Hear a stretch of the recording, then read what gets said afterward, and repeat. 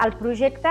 Pedalem Juntes per una mobilitat sostenible i feminista contribueix al Pla Clima a través d'accions per la transformació de l'espai comú i de la mobilitat des d'una perspectiva ecofeminista. Això ho hem fet a través d'accions per l'increment de l'ús de la bicicleta per part de dones i persones no binàries, amb la construcció d'una bicicarrossa feminista per poder descarbonitzar els esdeveniments culturals i les manifestacions de moviment feminista